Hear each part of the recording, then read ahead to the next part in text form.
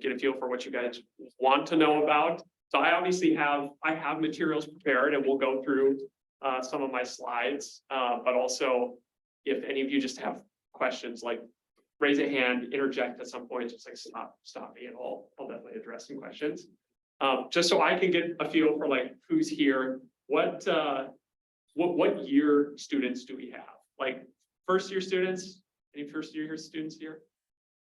Okay, second year. Okay, third year students. Okay, fourth year. Okay, and then just like final year students. Your final year. Yeah, we got it. That's why I'm feeling all the way in the back. Okay, kind of final year. Okay, so kind of spread. So a lot of you have already you've been at NDSU for a while. Okay, awesome. And then majors, are your majors just everybody's major across the board, like business majors? Okay, we got some business majors, communications. Like I could go by colleges, engineering college. Okay, we got engineering college, arts, music, that space, education.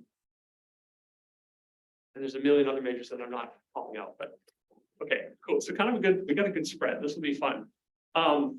What I think I'm going to go over today is it's going to be a combination of more conceptual, so actually talking just like some concepts, things I've learned over even the last 5 to 10 years, and then try to give you some real practical, like just practical things about life and finance and money and how it integrates into what you do. Because whether you like it or not, it's like money is just a part of the world. It's a part of our lives. It's a part of how we transact with other people. And it's a lot more, and I will hope that this gets communicated today too, it's a lot more than just dollars. Like it's so much more than just dollars or dollars in a bank account.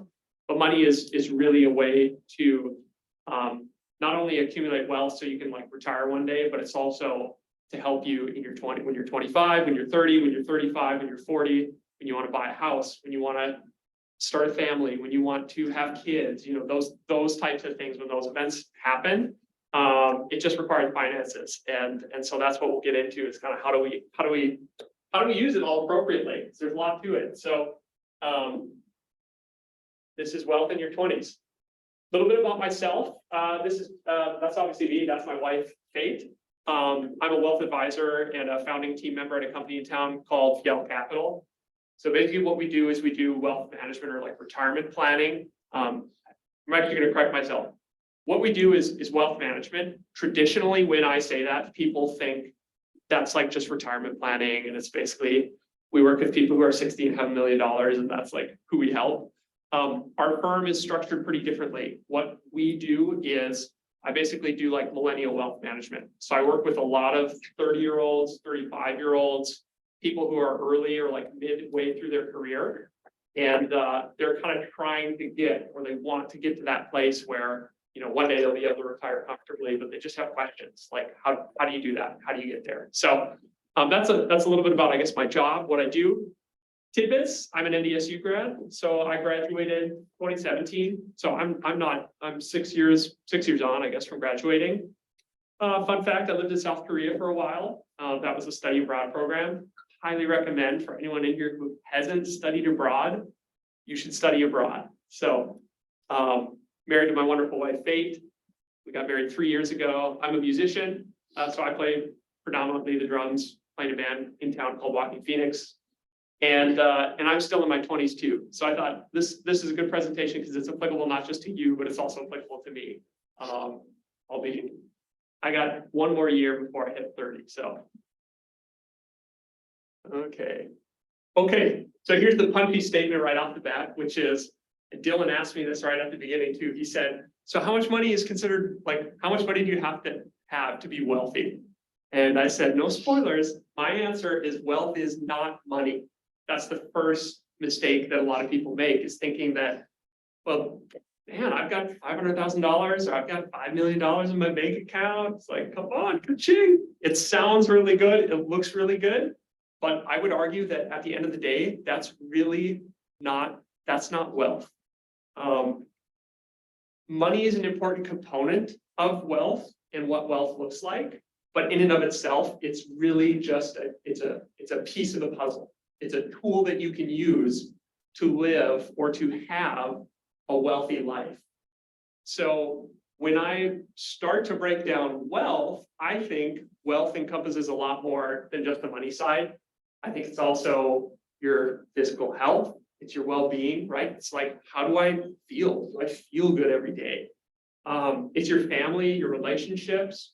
So that could be either, could be your parental relationships. It could be your, significant other. It could be just friendships. But I think that's such a key part to people having a good life too. And you can think, even think in your head. It's maybe not even someone you know, but I know that I read articles sometimes about professionals and these huge tycoons or business people who've done amazing things, but they have all the money in the world, but they don't have good relationships, or they don't have good friendships. And sometimes they open up about that. And that's why I think wealth is more than just the money aspect. It's your ambitions, your aspirations, things you're pursuing. That could be career, that could be personal. And then of course it's your finances, right? That's the component where wealth starts coming into play is the financial aspect. And again, there's a host of other things that I'm sure you could add onto the slide too, that you would say to really feel good or to live a wealthy life. I think it would encompass X, Y, or Z. So fill in the blanks there.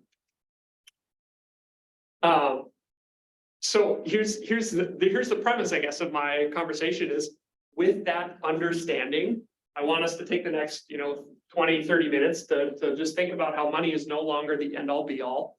So we're not just trying to build a big bank statement and feel good in that regards, but money is just a tool to help us build real wealth.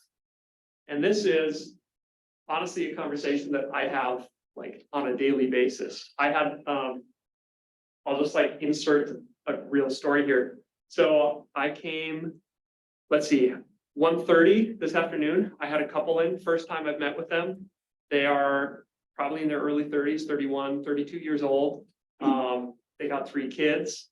And basically what they said, they're in good paying jobs, but they sat down and they were like, honestly, we just feel like we are kind of swimming out in the open, and we don't know which way is up. We don't know how to get to the shore. We just need help kind of orchestrating things. And so even though they had good financial resources, there's an element of this that they still, they just want that help to know how to use the finances as a tool to really build wealth.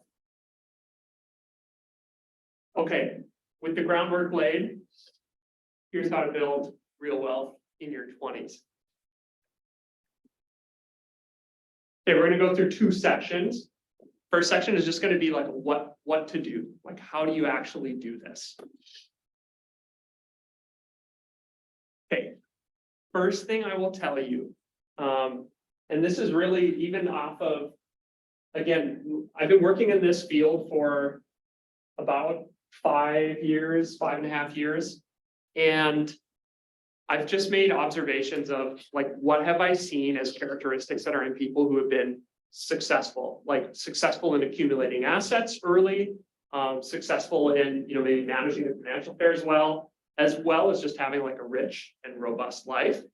And one common factor I've seen in all of them is that they all invest in their education. And when I say this, you're probably all gonna, you're probably all gonna roll your eyes at me because you're like, we're in college, we get it. Education is important.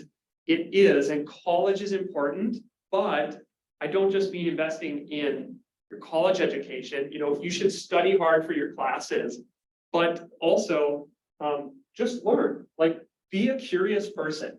I think some of the most successful and some of the most successful people in the world are just the most curious people. You look at a person like, and I'll just use this as a random example. Take Elon Musk, for example. The guy's he's a crazy dude, but that guy is curious. Like he has somehow built a massive electric vehicle company while at the same time building a private organization that's developing rockets that are sending people to space, right? That's not run by NASA. He's curious. So that's all I want you to take from that. How many of you have you ever taken like another professional out for coffee? You would like show of hands, ask someone out for coffee, or just like sat down and met someone. Do you guys find that helpful? Like, can you sit with them? Yeah, pretty helpful. Why, someone quick share, like, why was it helpful? Like, what did you learn from just sitting with them for 30 minutes? Yeah. It provides opportunities for like to learn about other things in your field or other fields that are out there that you maybe didn't know about. Totally.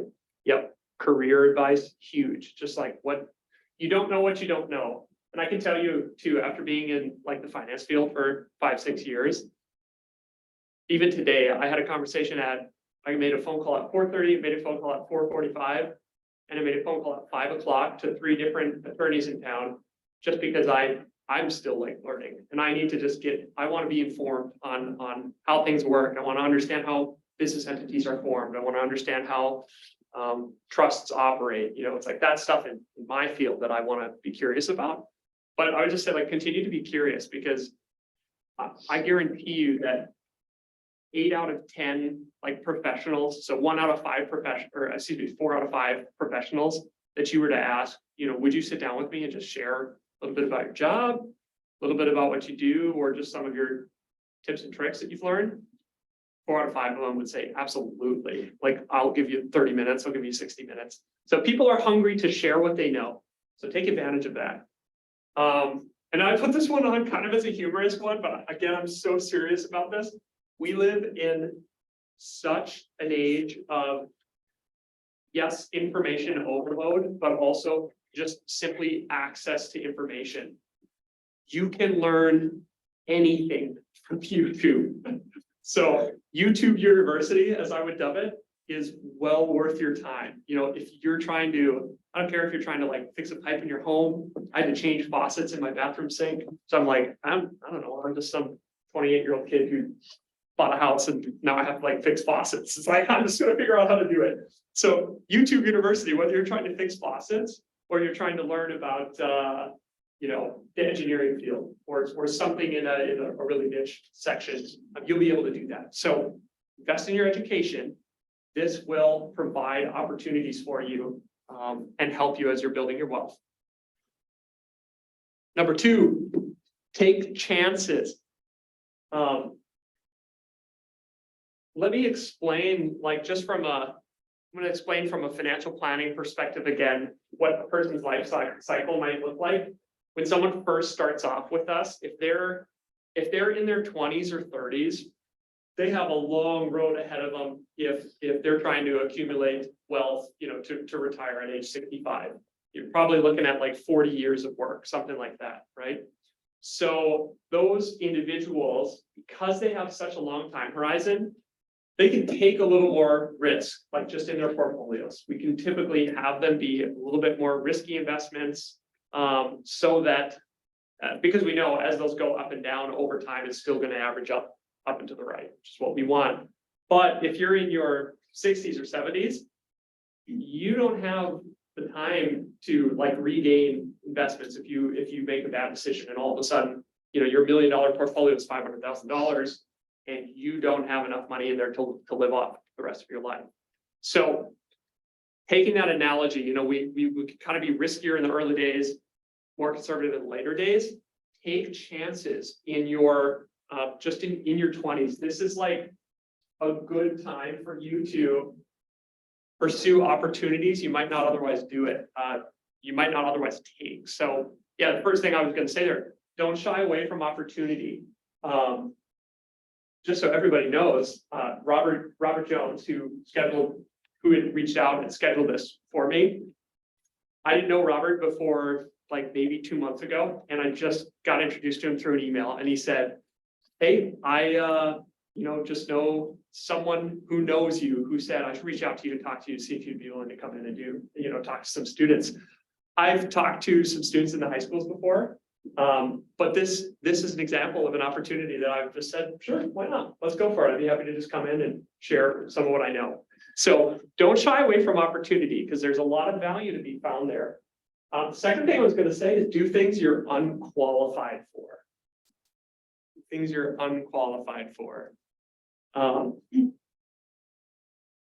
many of you have ever done something you were like, largely underqualified for. Someone asks you, okay, you back there, do you want to share what you did that you were largely unqualified for?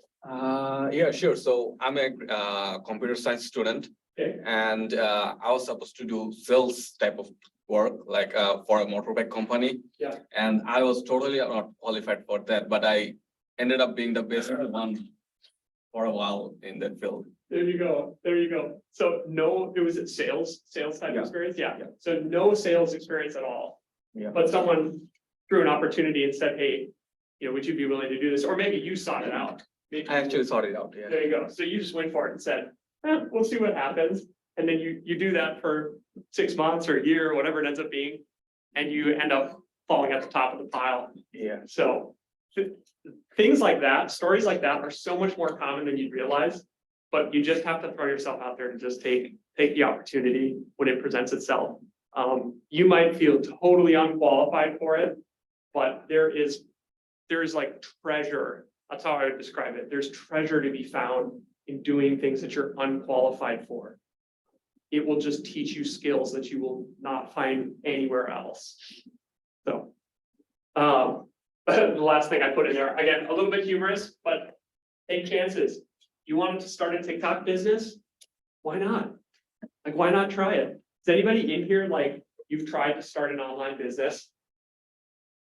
Oh, there we go, all the way in the back again. I love it. What's your name, by the way? Utsho. Okay, I'm gonna try my best on that one. Okay. Yeah. So you tried to start an online business, and is that how you got some of the sales experience, or was that after? the No, sales? it's actually a IT consultant like that, and I actually was successful for about 1 year, but then I have to move here for higher studies, so I stopped that. Yep, okay, very cool, very cool. Again, things like that, it's like, it's not for everyone, and of course, put whatever you want in here. It doesn't have to be a business, doesn't have to be a TikTok business, but take some chances, if you're wanting to. Like I was talking, it's Dylan, right? All the way in the back again. So I was talking to Dylan just before this. It's like Dylan is a Canadian resident and an American resident. And so I asked him, well, what do you want to do with it? He's telling me he's going through his disaster and emergency program. You're doing the master's right now, and then you want to get the PhD. Okay. So he's got a master's now, wants to get the PhD. Then he said he might go work in Canada. But his ultimate dream here is in 6 years, he wants to be working with the United Nations because there's a big project he wants to work on. That is a huge goal, but why not? Why not? And I know this sounds overly optimistic, and I don't want you guys to turn your heads and shake them at me and go, this guy's just a nutcase, optimistic ball of whatever. But I'm serious, there is so much opportunity out there, and in your 20s, it's a great time to take chances. And that also can lead to great financial wealth as well. All right, what to do? Number 3, build healthy financial habits today. So this is kind of my last concept point, and then we'll move on from the concepts. Here's a few things for you. So what I have seen is, for example, the couple I referenced this earlier today that I met with, when they were saying, we're kind of feel like we're just drifting, right now. Part of the conversation we had revolved around almost like reestablishing habits, right? Resetting some of the habits that they have in their life. Because I think a lot of people, even when you come out of college, they maybe haven't been taught just some basic financial habits, right? How to budget, how to review your cash flows every month, how to, I think Robert said one of the courses he did here was like how to rent or lease an apartment or buying a house. Like there was even some conversations around that. Some of those things you don't even know that when you leave college, and that's stuff that we should know, because that's real world stuff. So how many of you feel, how many have you been given some sort of education on like budgeting, basic finance concepts, saving, investing, renting an apartment? Okay, so like 2 and a little is what I'm getting. I'm getting like 2 people are kind of like, kind of raising the hand. And then a lot of like this and a lot of this going on. So this is where I'm gonna go off script then. I actually want this time to be useful for all of you, so you get something like tangible and good out of this. Would it be helpful if I talk through some just like some budgeting stuff, like basic budgeting, those types of things? Like, is that what people are looking for? Can you raise your hand if that's kind of what you're looking for? Okay, we're getting head nods, we're getting some hand raises. Okay. Because I definitely want to lean into that. And at the end, we'll do a lot of question and answer too, just so we can, if you have random questions that aren't about any of this, we'll go over it. So, okay. Real quick, the things I put on this: building financial habits, healthy habits today. Review your cash flow each month. I use the term cash flow, but all I mean is, especially when you graduate, or if you're in a full-time job now, or even if you're in a part-time job, get in the habit of just looking at how much money is coming in every month, how much money is going out every month. That's all reviewing your cash flow is. It's just knowing what's the difference between those two. 10,000 came in, this year, and 8,000 went out. Okay, I have $2,000 profit this year, right?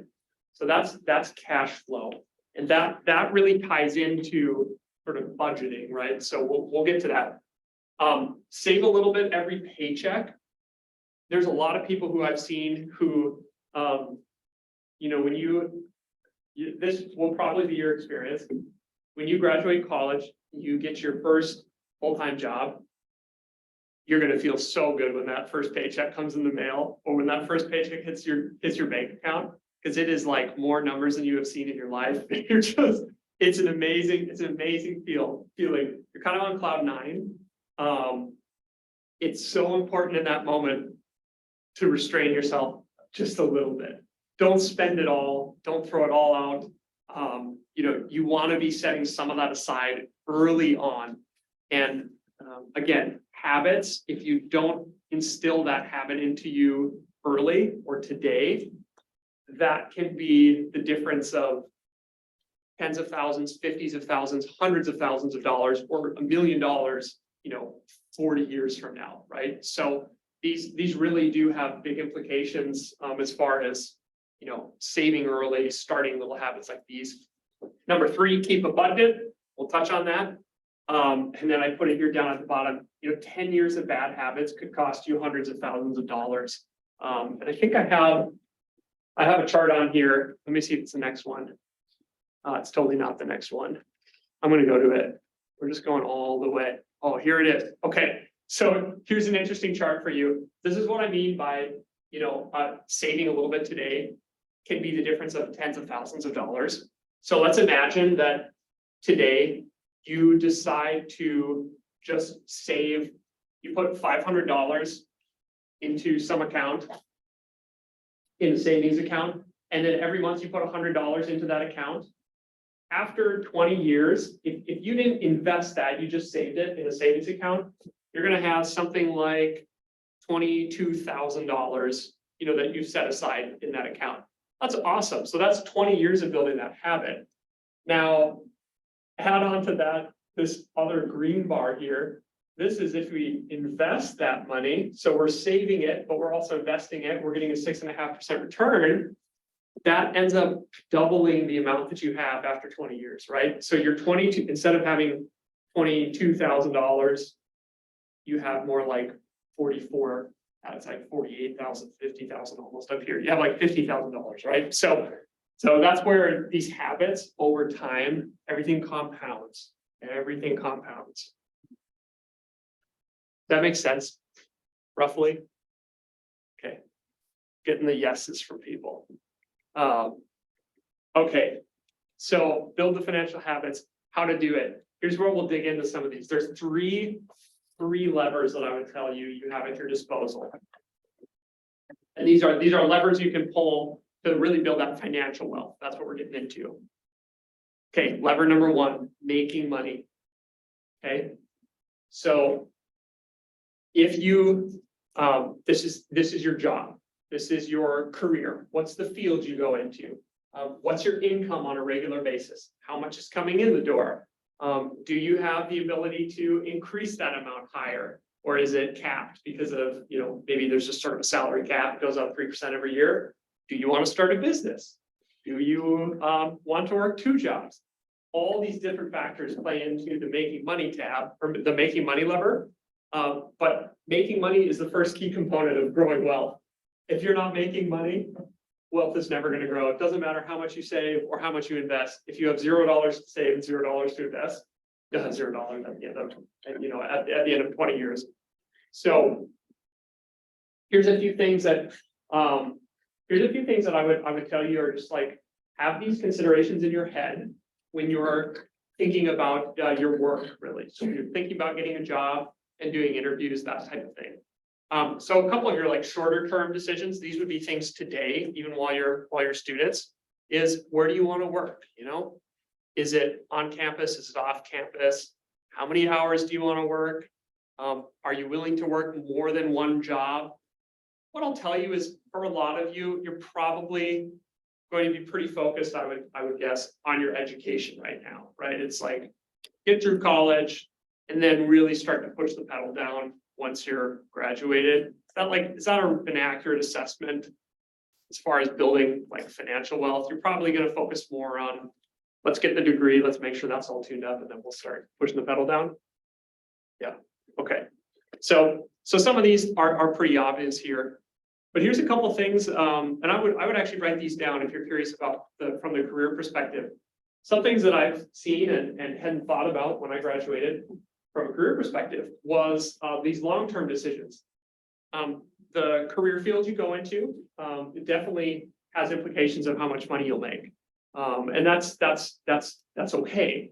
And if education, like education versus engineering, so going to look very different. Heart surgeon versus let's see, a math teacher, those are going to look very different too, right? So different fields are just going to have these different bands of income. But a couple things that you can think about if you're doing interviews is think about not just the salary that they pay you, but think about your total compensation package. So a lot of people, even people that I work with in this area, like if they're in software sales, like you said, you were doing some software sales. A lot of people in software sales, at least in the US, their compensation is salary, maybe a bonus, and then also commission off of sales. So their salary might be $60,000 starting salary this year. But if they sell as much product as they need, they'll also have a $40,000 bonus at the end of the year. Once, depending on how much revenue they bring in, they'll get 10% of whatever revenue they generate. So their salary number might say 60,000, but in reality, they get to the end of the year and they made $140,000, right? So think about your compensation package, what that looks like. Think about your benefits package. This just means like health insurance, like all that coverage. I really don't want to dig into this now, so I'm not going to, because this is kind of like a little bit boring, but it is important. Benefits are very, very expensive. For some context for you out there, if a person's salary is, let's just say $40,000, someone has a starting salary of $40,000. If their employer provides health insurance, maybe a disability insurance policy, maybe some life insurance, things like that, the benefits, the value of the benefits is probably like $30,000 as well. So, and that's something that, of course, the employer is paying most of the insurance on that side, or the benefits costs. So the benefits package sometimes is worth just as much as the salary, depending on the type of job. Of course, consider your lifestyle wants and needs. What I think about here is I think about the place that you want to live. How many of you think when you graduate, are you going to stay in this area? Raise your hand if you think you're going to stay in this area when you graduate. Check it out. No one's staying. Nobody's staying. That's okay. I am here. I'll hold down the fort so you can all visit. So, okay, so you're all going to go elsewhere. Think about the place that you want to go. It's going to cost different depending on where you go. Minneapolis is going to be more expensive even than Fargo. Like that, even just that's only a 3.5-hour drive. but there's going to be different cost of living if you're in Minneapolis versus here. You think about the coasts, you go out to Los Angeles versus Fargo, North Dakota, and $1 million home is going to look like it's going to look like trash. So there's just going to be different costs of living depending on where you go. So really consider those things though as you're planning out your career as well. Because if you want to accumulate assets fast and really start to build the wealth early, then you'll want to find a way that you can make as much money as possible, spend as little as possible, reasonably on the lifestyle expenses or maybe on housing costs or things like that, and to be able to sock away early on as much as you possibly can. So my final comment, and a little comment here down at the bottom. There are always ways to increase your income. There are not always ways to cut your expenses. So how do you make wealth in your 20s? Okay, well, income's a huge part of it. Because budgeting is very important, and we will get into that. But there's only so many expenses you can cut out before you hit zero, right? And once you're at zero, it's like, well, I don't have a house, I don't have food, I don't have anything. That's not a good place to be, obviously. But the income, in theory, there's kind of unlimited potential. There is no ceiling. So income is one of the levers. Okay, number two, now we're getting into budgeting. Number two is keeping money. Second key component. So if you can make the money, that doesn't make you wealthy. What matters is if you can keep the money. I have had some conversations with individuals who, again, could be pulling in $300,000 a year, $400,000 a year, $500,000 a year, and not saving a dime.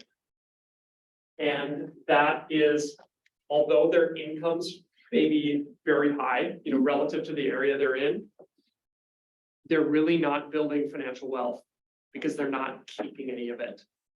So if you want to build wealth, you can't do one and not the other. You have to do both. Okay, budgeting. Does anybody in here use a budgeting app? Or a budgeting tool? Okay, you use a budgeting tool. What tool do you use? I use Mint by Inuit. Love it. Okay, so you use Mint. Anybody else in here ever used Mint or used an app like that? Okay, you've used it. Did you like it? Good experience, bad experience? You have it a little bit, but I also just like making my own spreadsheet, just to Yeah. keep it, because then I can do what I want. Yep. Who in here does anybody else use a spreadsheet, just an Excel spreadsheet to track things? Okay.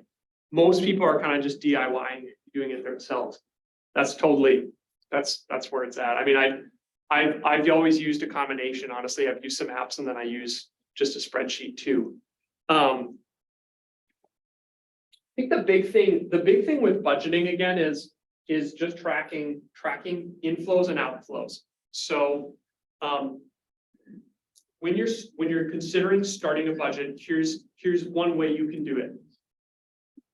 You can figure out what's your monthly income, write that number down in your spreadsheet, figure out what are all the line items, as in what are all your expenses going to be this month, just based on a different category. So whether that's food or food and groceries, hanging out on Friday nights, utilities, your cell phone bill, your wireless internet, your car, your gas, all that stuff, right? Insurance, whatever, auto insurance, whatever you pay for. Write all those categories down in line next to it. Start to, what I would do is review some of your bank statements. If you use either a credit card or a checking account, like a debit card, review your transactions. So start by reviewing all your transactions from the past, put those numbers into that sheet and figure out where you are today. So how much am I spending right now over the last, what's the last 1 month look like? How much did I spend? Then what I would suggest is do that again, but do that for 2 months ago. Then I would say do that again, but do it for 3 months ago. And if you can, do it for 6 months. So look at the past 6 months of your expenses, average everything out. So you can say, on average, over 6 months, I spend $2,000 worth or $3,000 a month, right? So that's gonna get you a ballpark of where you are today. You really can't, you can't actually make progress if you just don't know where you are today. So that's why I say you've got to do that step first. So put all that info just in a spreadsheet. And then from there, that's where you can start to actually incorporate some numbers next to those things. So maybe price out your like Wi-Fi. Could you be getting a better deal on the Wi-Fi? Price out your cell phone plan. Could you be getting a better deal on the cell phone plan? Food right now, it's really expensive. Anybody else notice food's expensive? Groceries, like, hey, yo, it's not cheap. So start to price those things out. I don't know if anybody else in here is like an Aldi person, but I hardly shop anywhere else now. I'm just like Aldi all the way. It's like 30% cheaper than just about any of the other grocery stores I can find. So those are the strategies. That's why I say that. Those are the strategies that you can incorporate though to really start to hone in a budget and kind of find that like that number that makes sense for you every month. Yes. So if you, like, let's say you had some vacation, because we just had spring break Yeah, this last yeah. couple weeks ago, how would you take out those transactions and kind of focus on the rest of it? I wouldn't. I would keep it in there. You could still, well, I guess here, I can answer your question kind of two ways. I think probably what I would do is, yeah, if I'm trying to find like regular recurring monthly expenses, you could take it out and just look at here's how much I pay for my basic living expenses every month. But what I would tell you is if you think that next spring break, you're going to be going on another trip, then you should be planning in advance already for that. So it's sort of like yeah, it's an extra expense, but at the end of the year, it's still an expense that you paid for, and that's got to come from somewhere. So we can't just throw it out the window. That money does have to come from somewhere. So that would be like in the finance world, I guess that would be what we call like a variable expense, or a discretionary expense. That just means it's not something that we need, but it's something that we've chosen willingly to basically spend a certain amount of money on. So one thing my wife and I do actually is we both have like a separate checking account that we manage. And every month we put like a small amount into those accounts and we call those our fun money accounts. And that's just like our no question asked money. So we have budgeted a certain amount that every month we get a little bit that just goes in there. And it's like, Fate, you can do whatever you want with that. No questions asked. You can save it for the month. You can use it next month. You could spend it all today, spend it slowly over time. Same thing on my side. So, yeah. So far you've talked about budgeting in a sense, you're visualizing it. So you're Yeah. gonna have like a proper understanding of how Yeah. much you invest, how much you budget. But is there like a budgeting formula, like a ratio on how you should invest certain amount, have Yeah. a saving account for a certain amount, Yeah. and then overall proper, estimation of where you stand. Yeah. For your goal. So like what's the formula for that? Yeah. So, okay, so here's, I can give you kind of a general parameters of something to think about. A lot of what I've told people is, let me pause for 1 second. Actually, I kind of want to collect my thoughts on this, make sure I just communicate the right thing. So what you're hitting on is what I would call, I almost call it, what I've called it before is reverse budgeting. So a lot of times when we're thinking about managing our expenses, we start with saying, well, let's figure out like, what's the number I should spend every month for all these things? And then how much money is left at the end of the month? And it's almost like we start with the expenses. We don't start with the saving. I often with my clients, I do like a reverse budgeting method where I say, let's actually start with the saving and say, you should be saving 5% every month, or 10% every month, or 15% every month. The number kind of varies depending on who it is. But sometimes we actually start with saving, and then whatever goes into your checking account, that's just like, that's your expense money. You can pay for your expenses on that. So general rule of thumb, if you're not saving anything, and this applies to you if you're in college too, not just people in full-time jobs, but if you're not saving anything, save something. Anything is progress, whether it's $5 a month, $50 a month, $500 a month, anything is progress. If you're already saving something, then try to save 10% of your income. That would be one number you could shoot for. And that would be without the investment, right? So the saving amount that you're accumulating is separate from what you're investing. Not necessarily. It could be both. And oftentimes, like for my clients, they'll have a portion of their money is going to be just cash, like cash savings.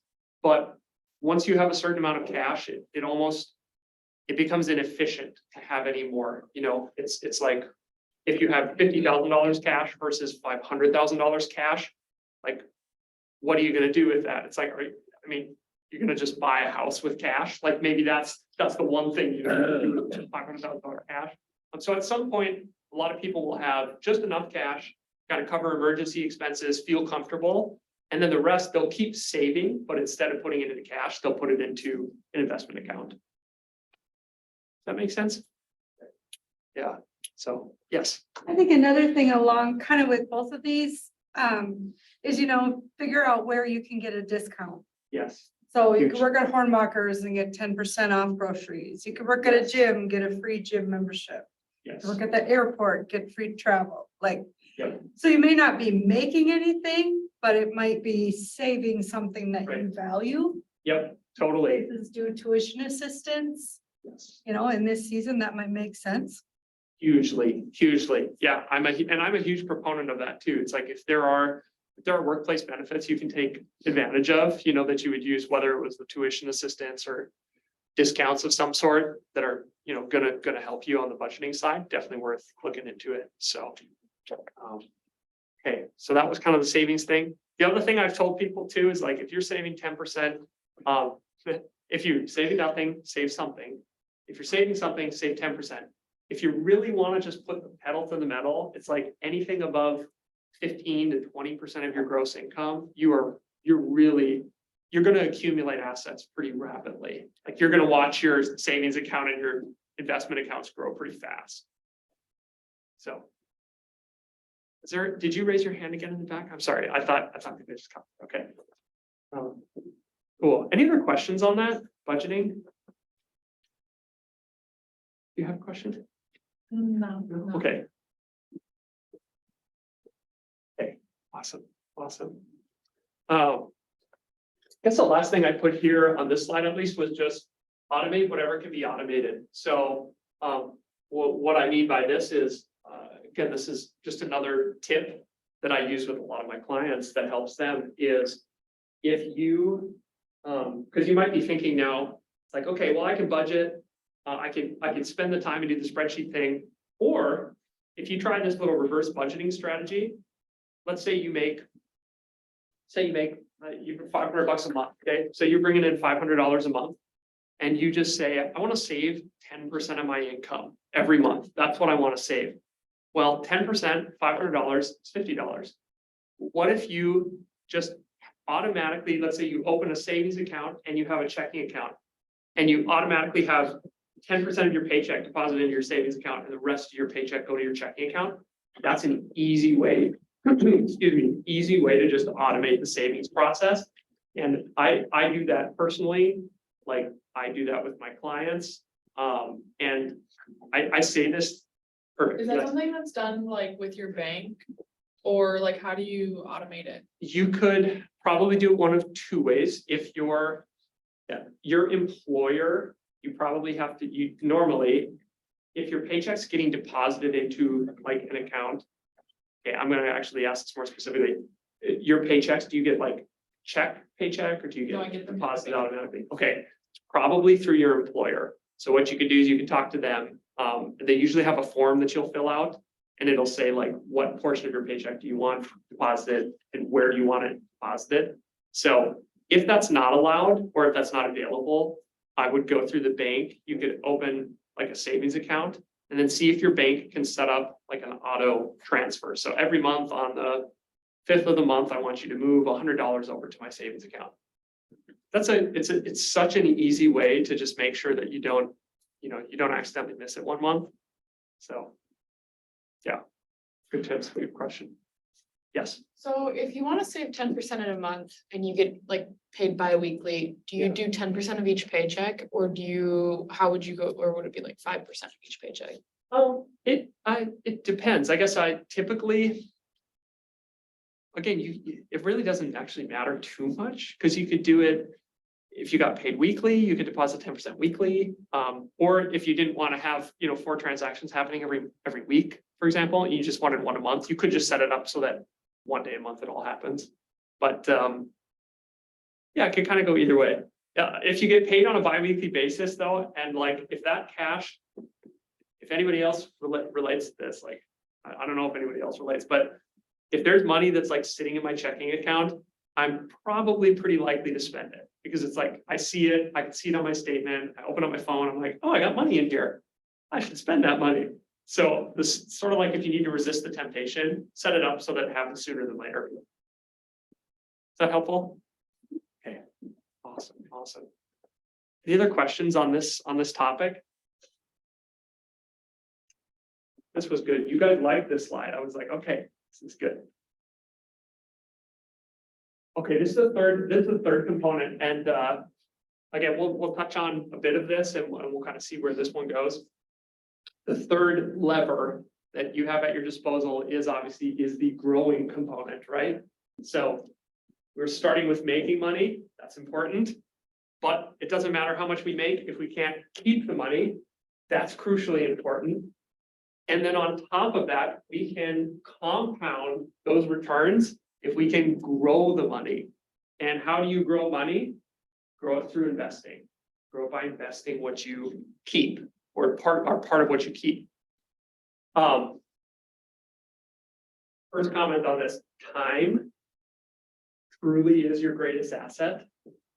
So that chart that I showed you, which now it's right here, this chart is kind of this is my case study on why time is so important and why time is your greatest asset. Again, you look at this blue bar here, and if this is just saving money. So you're saving it, you're putting it into a savings account, it's not earning any interest, it's not growing at all. You can do that for 20 years, and after, $500 initial deposit, $100 a month after that period of time, you've got $24,000, something like that. That's awesome. That's really great. But I'll get to you in just 1 second. But if you can invest that, if you kind of like, even with, when you get your first job, you'll probably have access to like a retirement account, 401k, something like that.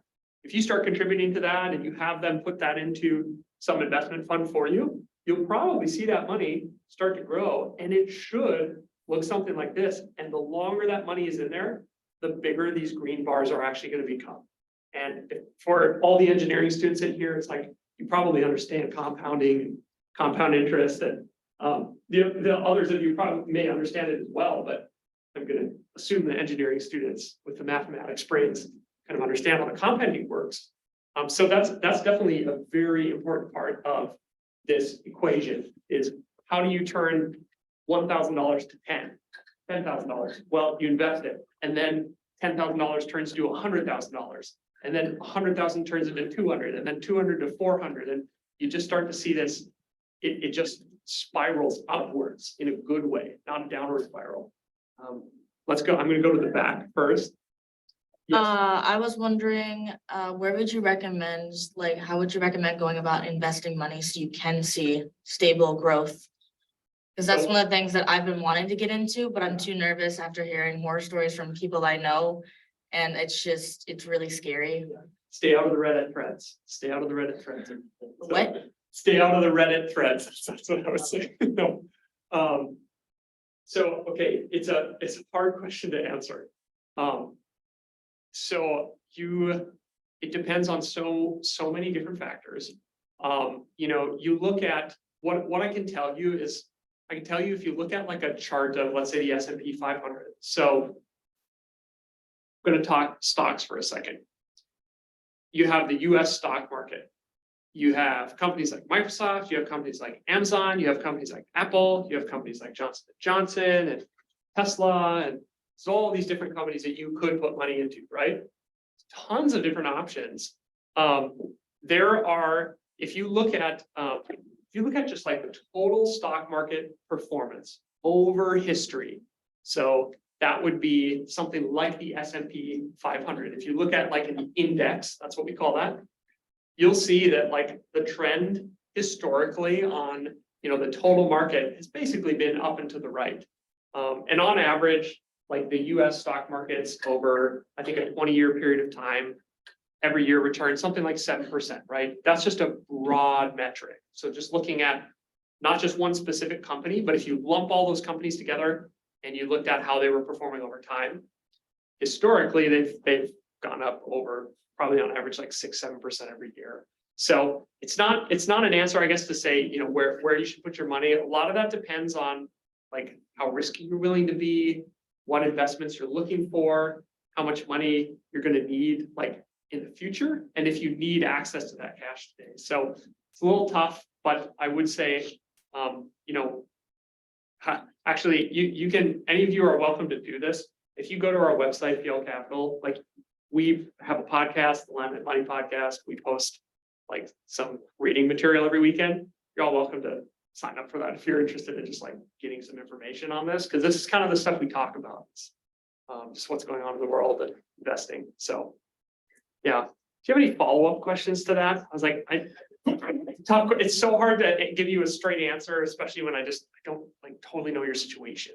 Yeah, and I understand that it's a very specific process, very detailed per person. Yeah. I guess what better question would maybe be to ask, what is a good starting point, or where is there a certain app or a certain company that does a better job in assisting newer people in getting into investments? Yeah, for sure. There's apps like Robinhood and other things. Yeah, that's a good question. So, so there are apps like Robinhood. There are apps like, I was gonna say, there's Robinhood, there's apps like, just like the traditional players like Charles Schwab and TD Ameritrade and E-Trade, and all of those apps are basically like those would be like self-directed accounts. So you open an account and then you can deposit some money and then you can choose where to put those, where you want to put those funds. There's some other apps out there too. Anybody heard of robo-advisors? Anybody heard that term, robo-advisor? We've got one head nod. Okay, the no right there. So the idea of like a robo-advisor is basically, it's sort of a computer that helps to, it's like computerized trading in some sense, where there's a basic model that's built out that fits most people's situations. So you can open an account on something like that, and you'll put money in, and then that will sort of automatically distribute it, probably like kind of diversified across the whole market. So that would be an example of like a company like that would be like a Betterment. Anybody heard of Betterment? Okay, we got one head nod again in the middle. So Betterment is like, again, I'm not advocating that you do that. But for context here, there is going to be differences between like Robinhood is going to be probably just like self-directed, you do it yourself. There are some other companies like Betterment that are trying to make it easy for young individuals to just get invested. So, yeah, all the way to the back. So, I mean, just from the perspective of kind of independent investment, we're not doing it through an advisor. I mean, so I'm familiar and utilize some of the, what I've heard as regarded as more stable and more safer options where you're looking at bonds or ETFs or other things, typically ETFs in like the housing sector have been viewed as stable, right? Mm-hmm. Are there any other investment kind of mechanisms that are viewed as those fairly safe long-term options that are especially valuable early in like an investing career? I'm kind of going to I think I'll answer your question sort of on the flip side of this. What I'll say is like everything always has risks, right? So it doesn't matter where you invest, everything's always going to have risk to it. The question is, which risk do you want to take, or which risk should you be taking? That kind of work, I mean, that comes down to some of like the work that I would do like with a client is more, who is this person? What are they trying to achieve? What type of risk should they be taking in their portfolio? And then how do we actually take that risk and get rid of all the other risks that we don't want to take? So even if you're in the most stable sector, you're still going to see like volatility in a portfolio kind of just comes with the territory. So that's, again, it's tough, it's so subjective, but I would say like, you do have to, the question to ask yourself is, what risks are at play? And what risk should I actually be taking? What risk do I want to take? What risk do I not want to take? We're gonna go here and then we'll bounce there. Yeah. What is like a cost estimate to get like personalized financial advice? So you, again, lots of ways you could do it. If you do like, let me paint two different pictures actually. Just kind of two different things that usually coincide with financial advice.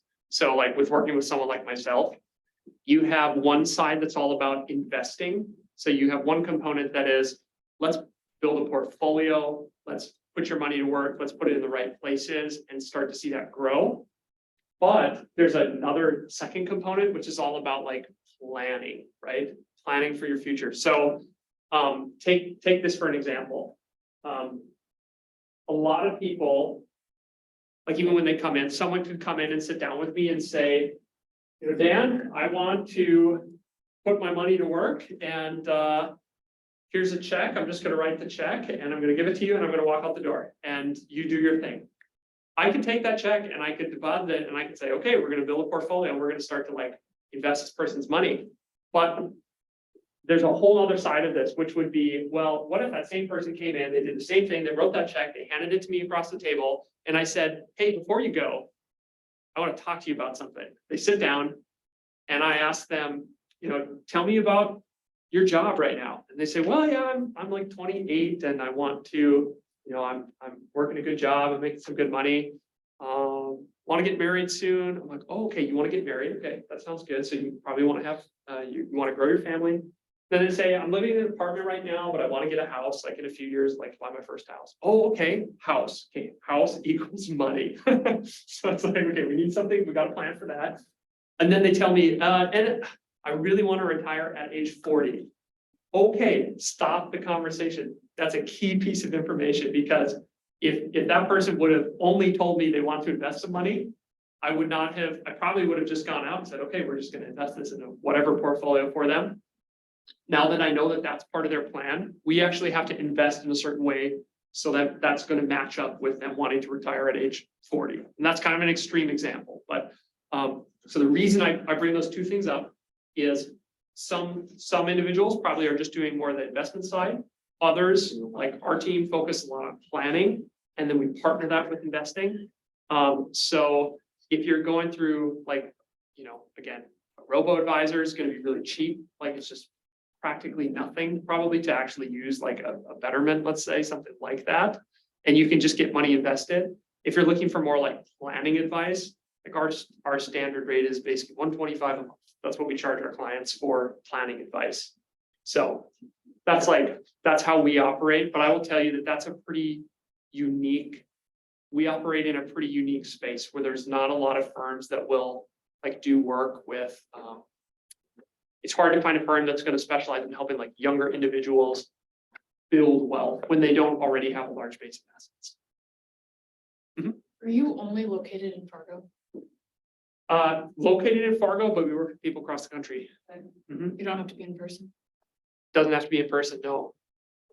Yeah, that's kind of an interesting shift too. I mean, like we've seen, and it's been a lot like that for a lot of people during COVID too. It's like it changed so much. Everybody was working from home, professionals and whatnot. So, yeah, we do a lot of our work all across the country. I've got clients in Texas, got clients in California, got a lot of clients in the Midwest. I have a lot of people here, but there are some people from, it's like, pick a state and like we probably have one person, or we might have one person from there. So, yeah.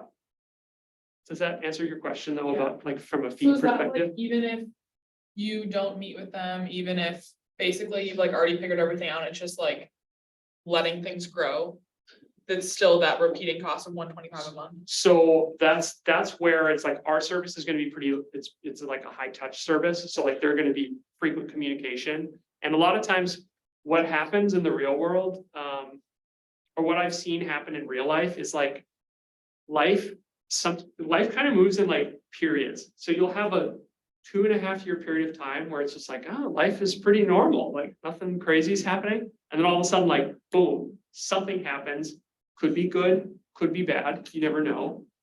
Something will like drastically shift though. So all of a sudden, you know, I'll talk with a client 6 months ago and it's like, no, nothing's changed. And then they call me in kind of in a frantic, you know, tone and they're like, change of plans, just got laid off, but I just got hired and it's in, you know, I'm moving to Texas and my whole family has to relocate in 3 weeks. How do we do this? And how do we pay for this too? So those are like the situations where, you know, it's nice to do like one session with a person, but you really got to keep meeting with that person because life will just like happen and kind of throw you off your, like off balance. And then having someone to lean on is where it counts. So. Can you transition into like a less hands-on? Like, it's like, let's say you start hands-on to like get a lot of advice and like get going. Can you transition into like more of just less hands-on and then the, like if they want to get together, does that make sense? Yeah, these are good questions. We should, let's chat about this after. Let's talk a little bit about it. These are good questions though. All the way in the back again, were you raising your hand? So kind of as you were talking about this idea of, you know, growing money and starting early. So as we're starting to see retirement ages increasingly pushed back, prices going up, wages in many fields and places staying stagnant. How has that influenced the time frame that we need to start thinking about in which to meaningfully grow an investment to be able to one day actually not be working? Yeah, totally. The best thing I can tell you is just the earlier the better. Like the earlier you can set money aside, the better off you'll be. Like planning for retirement when you're in your 20s sounds kind of like a crazy idea because it seems so far off. But at the same time, life will just kind of change as you go. Because if maybe retirement you think is going to be at age 65, but it turns out if you start early and you're putting enough away and you're investing that and that's growing, then maybe by the time you hit 55, you're like, you know what, we can do this in 3 years. I could be out of the field. Or, you know, so it changes. I would definitely say like just save early, start these things early. I had the slide on there that was talking about habits. Like it's so important to build good habits. And even if you're only saving, like I said, $50 a month, something like that. After a year, you're gonna have $600. That's not something to be ashamed of. I'm like, that's some good money right there. But that's not like, you can't retire off of $600. But if you start that habit now, and by the time you get into the like a career or a career type job, and all of a sudden your income's a whole lot higher, you continue to save and save and save, and you raise that number higher and higher and higher and higher, you're already going to be in the habit of saving. So that's like the best way you can do this is just start early. Yes. How do inflation rate affect your like money? Yeah, the inflation rate. So the inflation rate, like you kind of just have to assume that when you retire, you're gonna need a lot more like to live off of, right? Than people retiring today. So like if inflation, and I guess I could do the quick math on it, but if inflation's at 3%, and if someone retires and they can live off $1 million today, it's like 40 years from now that if inflation keeps going at 3%, $1 million inflated at 3% every year, year after year after year after year after year, it's going to be a whole lot higher. It's like maybe $1 million today for that type of retirement will actually be $2 million in the future for that type of retirement, because as prices rise, it's going to get more expensive to retire, which means you're going to need a bigger base to fall on. So the hope though, and what has happened, like even historically, just so you all kind of like feel safe and secure about this too, it's like historically, as prices go up, wages go up too. So it's not a perfect relationship, but you will have that to sort of like support you, or you should have that to support you as you go forward in your career too. So. Yeah. I don't think I have a whole lot of other slides on here, and it's 7:10. So I realize if individuals need to go, you're of course more than welcome to go. Yeah, these are my last few slides. Money money isn't everything. And I hit that right off the top. But it's also not nothing. So that's how I kind of wanted to bring this all back around is again, wealth is much more encompassing. It's not just finances. It's also your, physical health, it's your relationships, it's your aspirations. So take time to invest in those things while also accumulating these financial assets. And what we just kind of did today was take some time to understand how does money work, why is it actually important, and then of course the things you can do to grow it in your 20s. So your future self will thank you. Smiling emoji. Thank you very much. So that's what I got though. And if is there anyone who had? Okay, we got one question here. Just do you mind going back to the growing money slide? Oh yeah, absolutely. Let's see, this one? Thank you. Yeah. Yeah, was there any question? I'll do 30 seconds and then everybody can leave if they want to leave, and whoever has questions, I'll be here, so you can come chat with me. Is it enough like investing in a 401k or like Roth IRA with your company, like to build for retirement, or should we have like separate stuff like investing personally? Yeah, so I would say that, like, if you have, if you get, if you're working your career and your employer offers a 401k, and that's the first thing you're doing, perfect, like start there, start with that.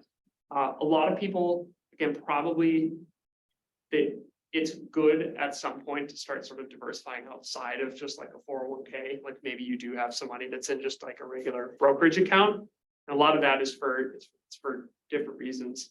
401k money, as of today, like that's in there and can't be taken out until 60 per the IRS rules.